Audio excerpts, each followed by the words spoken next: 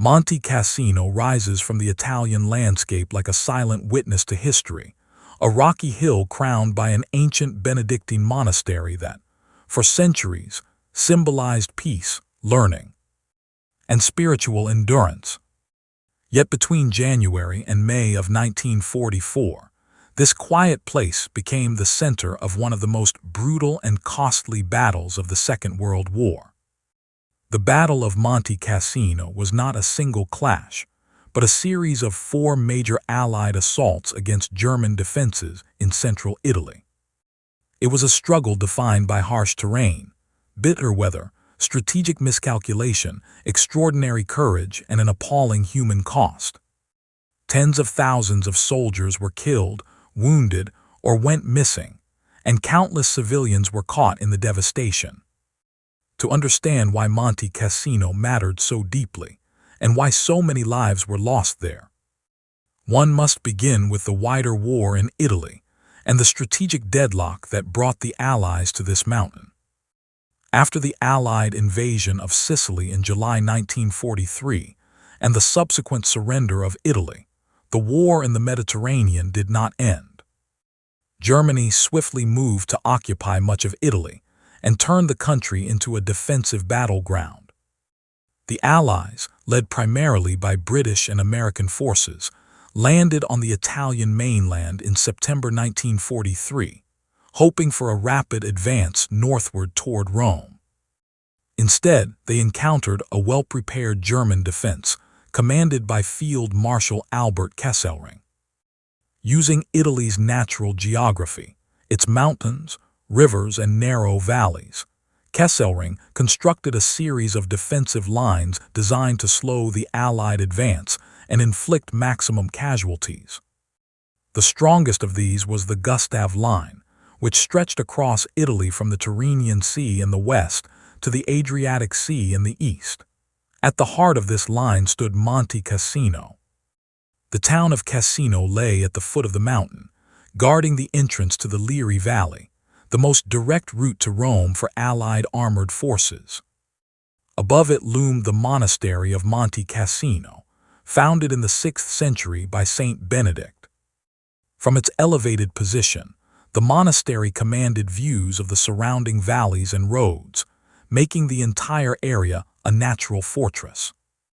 Although the Germans initially avoided occupying the monastery itself out of respect for its religious and cultural significance, they fortified the slopes, ridges, and surrounding high ground with bunkers, trenches, mines, and well-camouflaged artillery positions.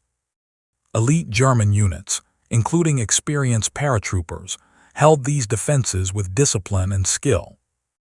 By early 1944, the Allied advance had ground to a halt in front of Cassino, and the stage was set for a battle that would test the limits of endurance on both sides. The First Battle of Monte Cassino began in January 1944. Allied commanders believed that breaking through the Gustav Line quickly was essential, especially as a separate amphibious landing at Anzio, further north, was planned to outflank the German defenses. If Cassino could be taken, the road to Rome might finally open. American forces of the U.S. Fifth Army were among the first to attack, attempting to cross the Rapido River, which flowed through the valley below Cassino. These river crossings proved disastrous. German artillery and machine gun fire tore into the exposed American units as they struggled through cold, fast-moving water. Many soldiers drowned, were cut down before reaching the far bank, or were left wounded in the river. The attacks failed to gain ground and resulted in heavy casualties, deeply affecting morale. As American units faltered, Allied commanders committed additional forces, including British, French, and colonial troops from across the British Empire.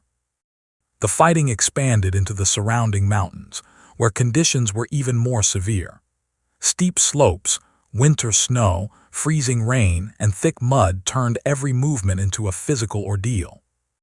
Soldiers fought for individual hills, ridges, and ruins, often engaging in close combat at night or in fog so dense that visibility dropped to only a few meters.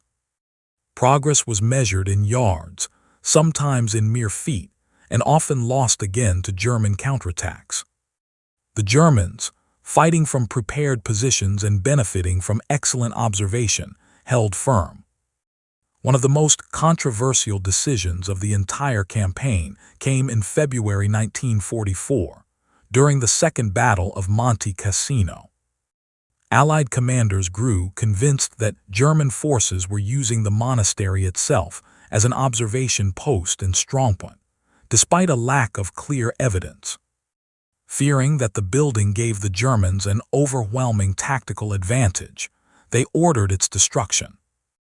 On February 15, 1944, hundreds of Allied bombers dropped thousands of tons of explosives on the ancient abbey.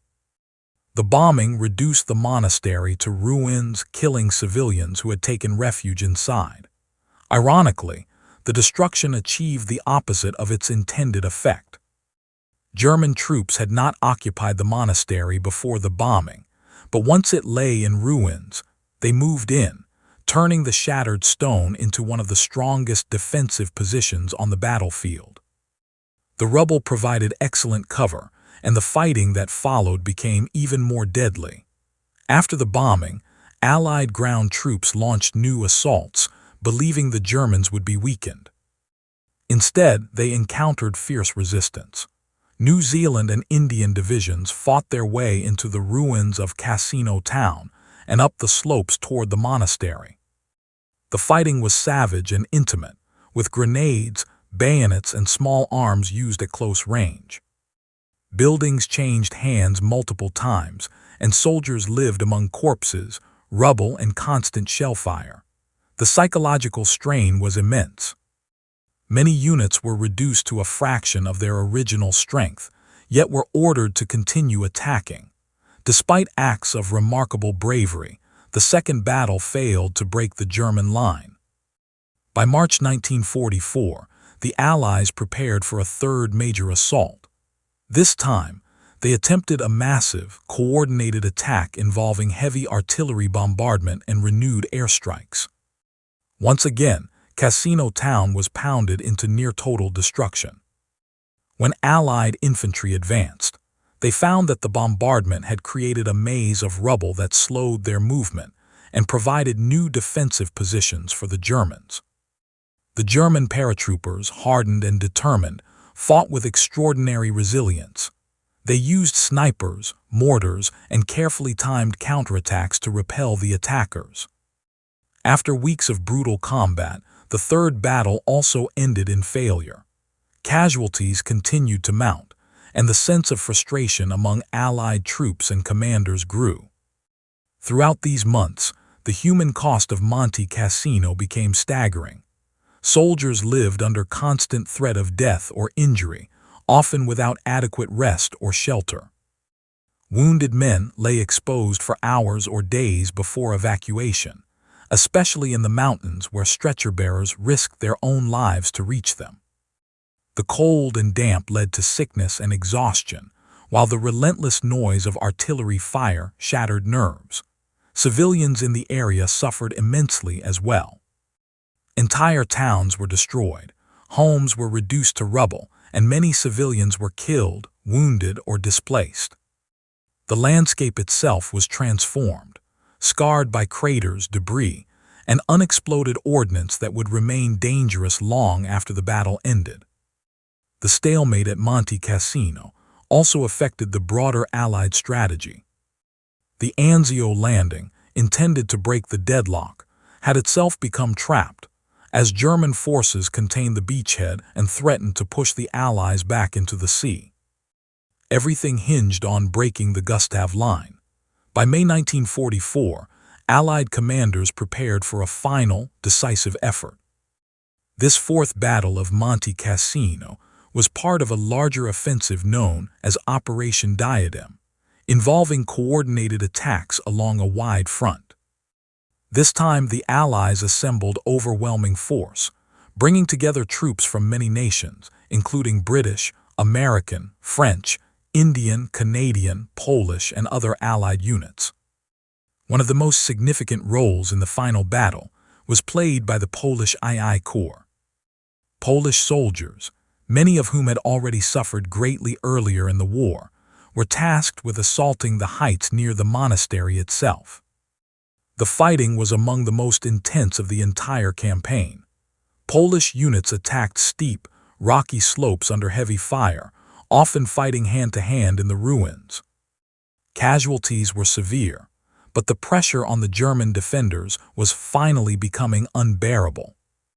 At the same time, French forces achieved breakthroughs in the mountains to the south, using aggressive tactics and intimate knowledge of rugged terrain. These advances began to turn the German flank and undermine the entire Gustav Line. In mid-May 1944, after months of unrelenting combat, the German position at Monte Cassino finally collapsed. Facing encirclement and lacking the ability to hold the line any longer, German forces began to withdraw. On May 18, Polish troops reached the ruins of the monastery and raised their flag over what remained of the abbey. The Battle of Monte Cassino was over. The road to Rome lay open, and within weeks, Allied forces entered the Italian capital. Yet victory came at an extraordinary price. The human cost of Monte Cassino remains one of the most sobering aspects of the Second World War. Estimates vary, but Allied casualties across the four battles numbered in the tens of thousands, including killed, wounded, and missing. German losses were also heavy, though precise figures are difficult to determine. Beyond the numbers, the suffering endured by individuals defies easy measurement. Soldiers from many nations left their lives or their health on those slopes, fighting far from home in conditions that tested the limits of human endurance. The destruction of the monastery, a cultural and spiritual treasure, symbolized the tragic collision between war and civilization. Though it was later rebuilt, the original structure, with its centuries of history, was lost forever. In the years after the war, Monte Cassino became a place of remembrance. Military cemeteries were established nearby, where thousands of soldiers are buried, their graves marked by simple headstones bearing names, ranks, and ages that speak silently of lives cut short. The rebuilt abbey stands today as a symbol of resilience and reconciliation, overlooking a landscape that once echoed with gunfire and explosions. The Battle of Monte Cassino is remembered not only as a strategic turning point in the Italian campaign, but as a powerful reminder of the true cost of war.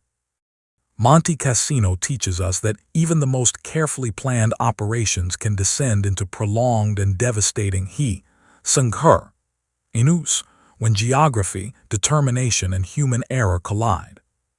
It shows how courage and sacrifice can exist alongside suffering and loss on an unimaginable scale. Above all, it stands as a testament to the men and women, soldiers and civilians alike, whose lives were forever changed by those months of relentless fighting.